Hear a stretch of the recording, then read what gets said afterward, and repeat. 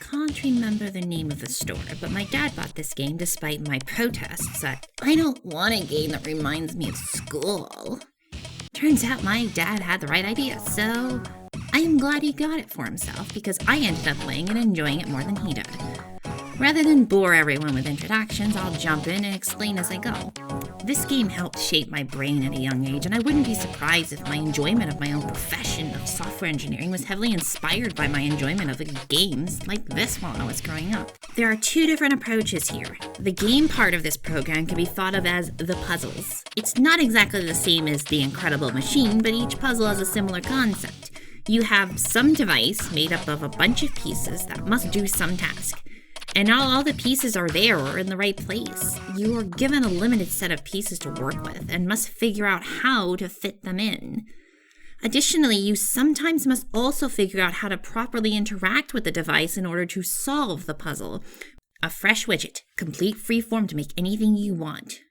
Oh, soon would be a good idea to define a widget. This thing is basically file open. And that's file quit. Now back to the cool stuff. This Let's Play goes over puzzles, but I can't show you them without showing you how this thing works.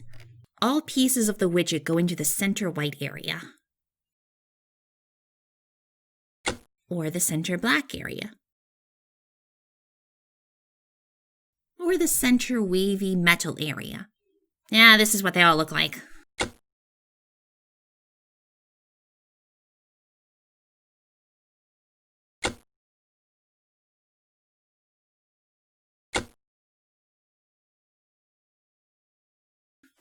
Oh right, the parts bin. The top bar is a collection of parts, subdivided into categories. I should probably have a goal in mind. We will get goals soon enough in the puzzle section, so I'll start with something basic. Simulate dropping a cute elephant off a volcano. I figure this can help go through the flow of what Widget Workshop actually is intended for. Basically, it's like a kid-friendly programming thing. In these advanced days, in this age of now, of course, we call that Python. Display, timing, sounds, math and logic, interactive toggles, text displays, and miscellaneous. Whatever the experiment, we need a way to start it.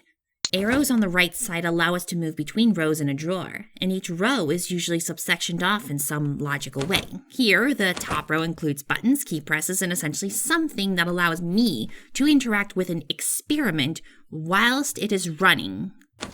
And the second row is a bit different. I can take an input from some other control and direct it to multiple places with the splitters on the right side. Or I can reverse that and choose between one of two inputs, using the railroad toggle on the left. I intend to do a single drop of the elephant, so an Acme switch it is. Also fitting given how crazy of a scheme I'm starting with. The Acme switch is basically a single toggle switch. Once activated, it sends a constant true signal through a wire that never stops and can never be undone. Okay, for the actual dropping, we are going to need to go to the miscellaneous tab, which contains a few more advanced parts. It's just striking me how cool it would be if this game was moddable in today's time. Anyway, we grab the third from the left, the gravity chamber. So it turns out there are 3 different objects I want to drop. But right now, they are all showing a poor elephant, which brings me to configuration.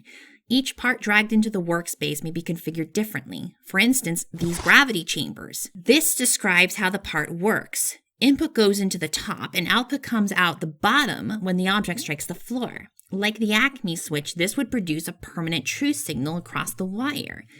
The right side shows a description of what this part truly does. And if you click the Mad Scientist, you get the construction tip, which guides you to some ideas you can implement to actually see how to use this part in real action.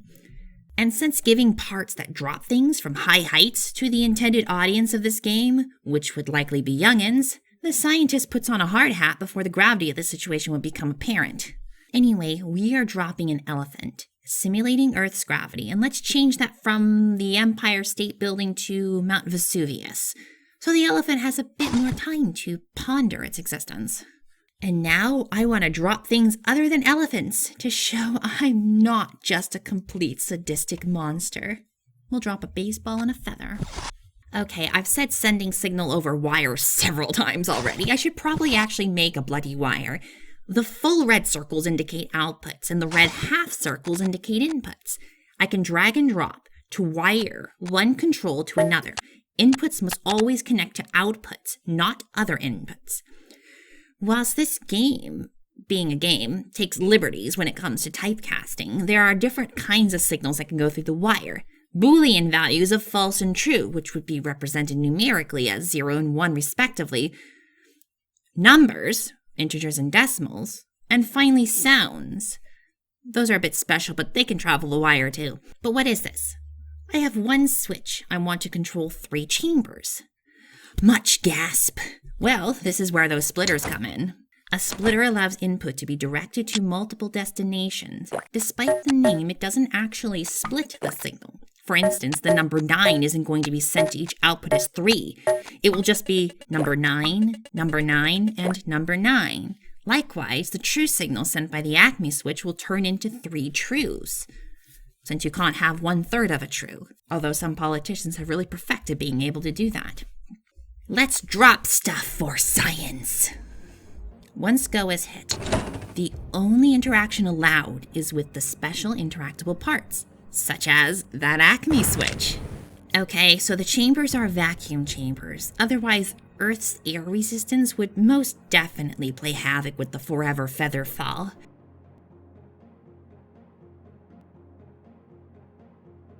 Still, I don't know how long that took.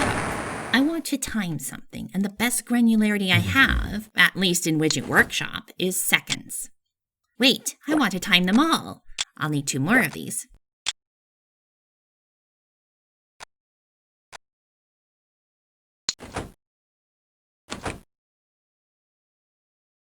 The Acme signal goes to the 3 splitter first, which starts the 2 drops, and then goes to the 4 splitter, which starts the last drop, and then the stopwatches.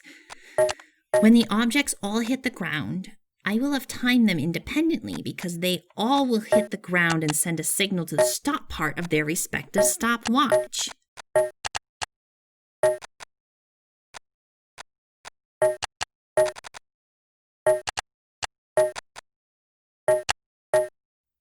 Wires everywhere. Unfortunately, if this game does have one big flaw, and if there is a way around it, I have not found it yet, it's that it's really precise to get these things right to straighten the wires out. I really wish some automatic algorithm existed, or at least some snap feature where the wires aligned with the axes or aligned at certain degrees off the axes.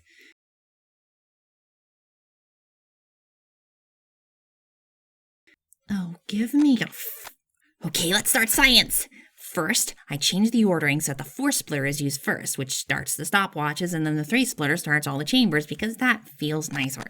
And actually, I know they will all hit the same time. What really matters here is the height and the strength of the gravity, not the object.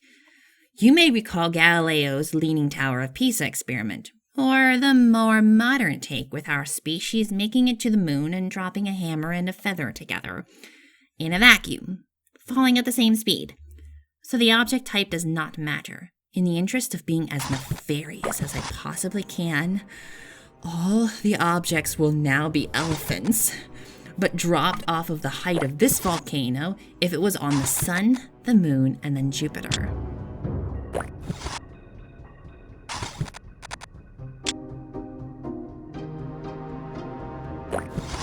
Part of me wishes that the feather would have calculated air resistance for Earth, but the other part of me knows that that would mean calculating the elephant no longer being an elephant once the sun burned it, and adding wind to the calculation means solving the Navier-Stokes equations.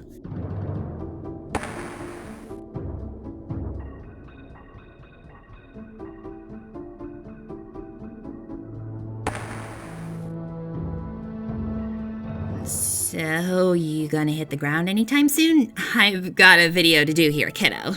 At least you're more likely to survive the fall. Speed of impact aside, the one falling into the sun has little more than impact speed to worry about, and Jupiter doesn't really have a ground, at least not a solid one. The moon gets a brand new Looney Tunes-inspired elephant-shaped crater, and that's science. Okay, let's solve some puzzles. We'll figure out all the other toys in this game as we go through those.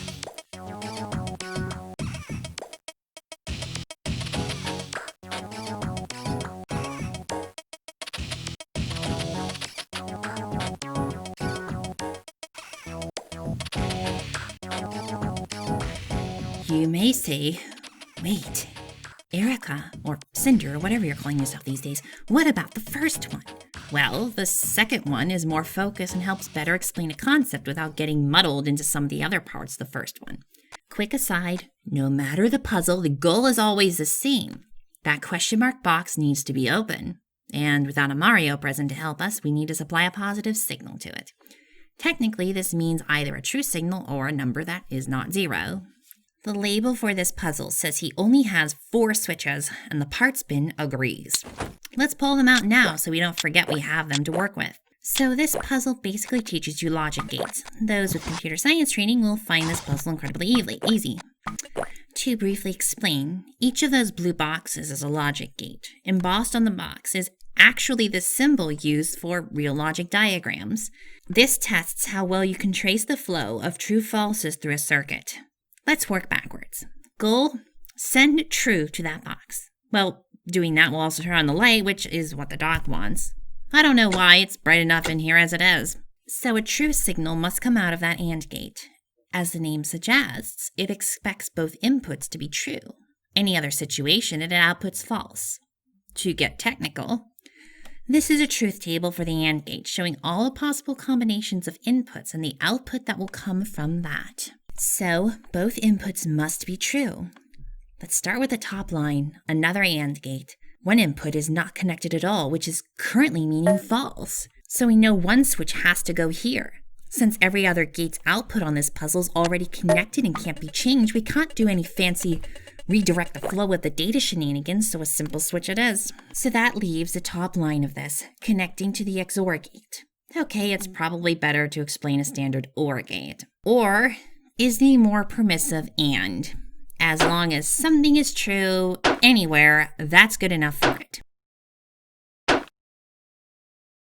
But XOR means exclusive OR. It's the stuck-up cousin of OR.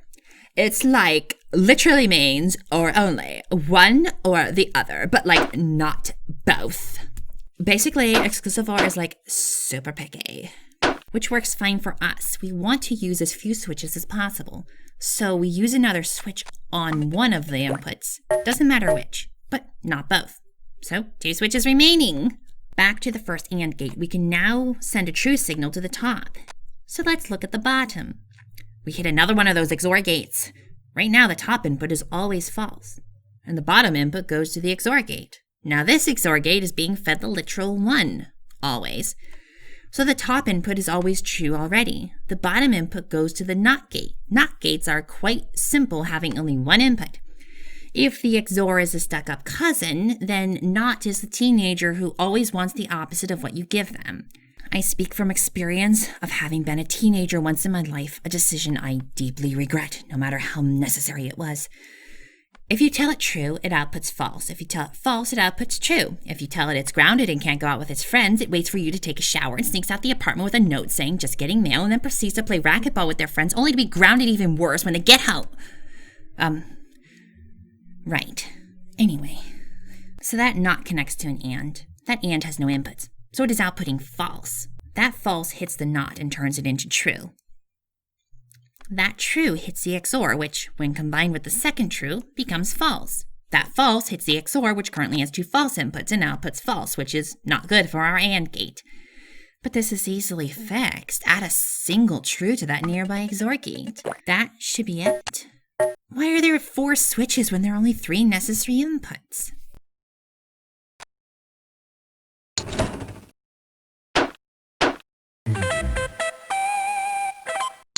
Well, the blasted light didn't stay on for too long. That box must have stolen all the power. But mission success either way. Hey, let's make it finish even faster.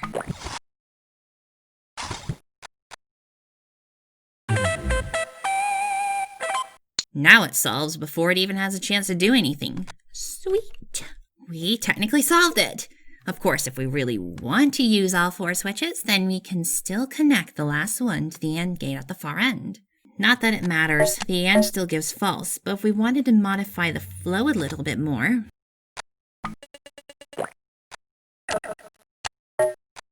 now the puzzle flow is slightly different.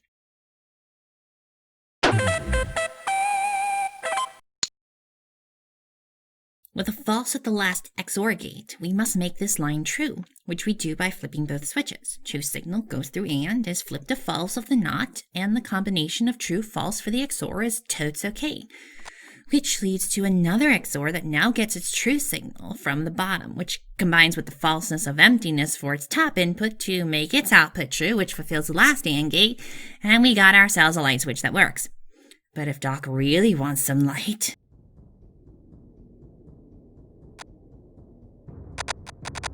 What's up, Doc?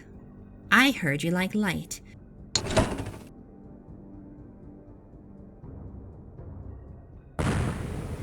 Oh my goddess, Hylia, my eyes.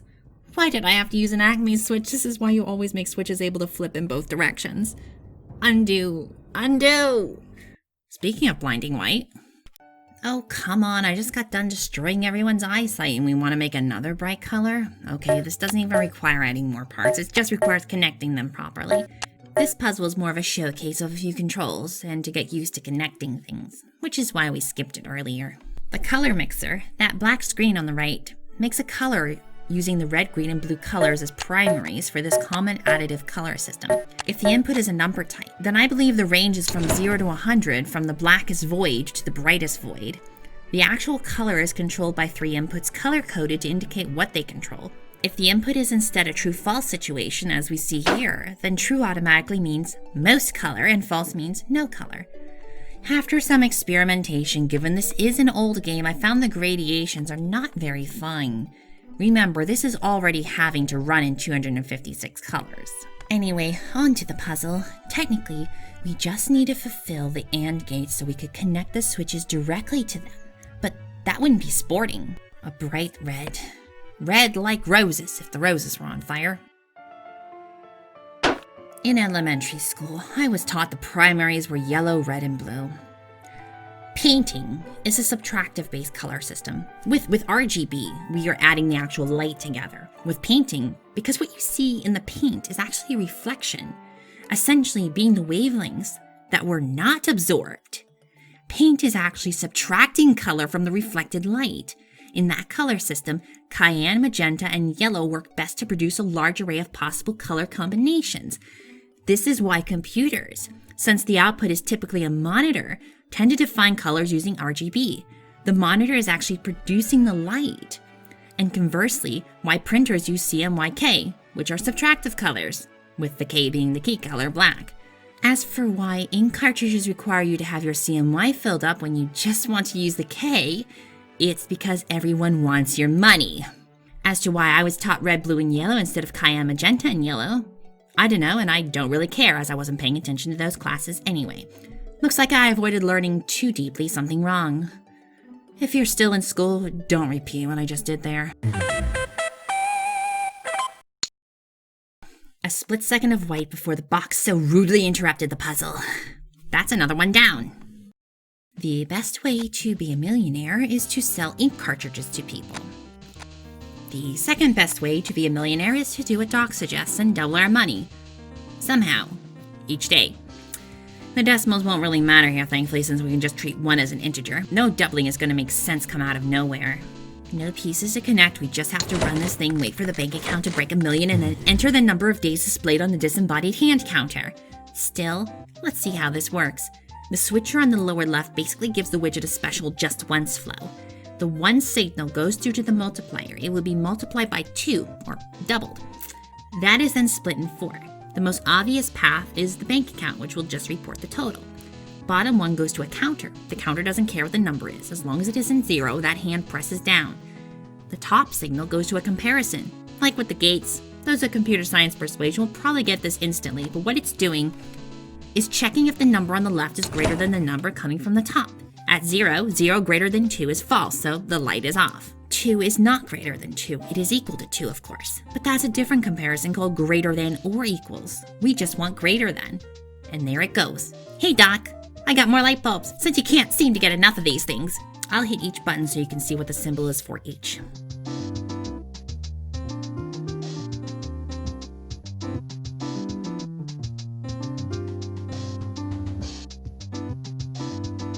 And back to the puzzle. Initially, when the puzzle starts, the multiplier is going to send a 0 as its output because before the train tracks send over that 1, the widget technically had 0 as its default state. 0 would then be sent over. Wait, hang on. 0 is not greater than 0, so instead just send 0 for false, which is the same thing. And the toggle for the train tracks doesn't respond unless the input is non-zero. Hey! So I recreated the same puzzle here, but without the comparison because it's completely irrelevant and adds needless complexity for the explanation. After the first multiplication, a non-zero will be sent to the top of the train tracks, and it will always be non-zero after the first multiplication. This means that it won't be the 1 being multiplied by 2, it will be the result of the multiplication coming through the third output of the splitter back to the bottom track. That will now feed into the multiplier, creating a feedback loop of constantly doubling the result. It will thankfully do it slow enough to watch. As we can see, each day gets a doubled bank account value. Just double checking I'm right and that my simpler machine got the same results. So far, looks like it. Okay, so yeah, ignore that whole comparison thing as a needless complication. The result is still the same. A 0 sent for the first run to get the 1 multiplication on the top track, and then after the bottom track would no longer be 0, it is now used to feed into the multiplier. Wait, what am I doing? Oh right, making lots of money. So, I can take over the world. A million has 7 places in it, so we just wait for this one to light up with something, anything, and we will know we broke a million at that moment. We can then immediately look to the days counter, remember the number, and then enter it into that number input with the enter here sign. Looks like a calculator, but it's not. There are no operators. It's just a fancy number entry device. But what if I want more? Nice. If the number is too big to represent, this immediately represents it in scientific notation. So it is possible to represent a good enough approximation of the value with the limited digits. In this case, the number would have at most 5 significant figures. I wonder if we can go higher. Wow, a little over 2 months, and I own more assets than anyone. Reaching 10 to the 99th power. Break it, break it, break it, break the bank, break the bank, break the bank, break the bank. Oh, I just lose a significant figure. Yeah, I'm not waiting this long. At this rate, I'll break the days counter when it goes past 999 before I break the bank.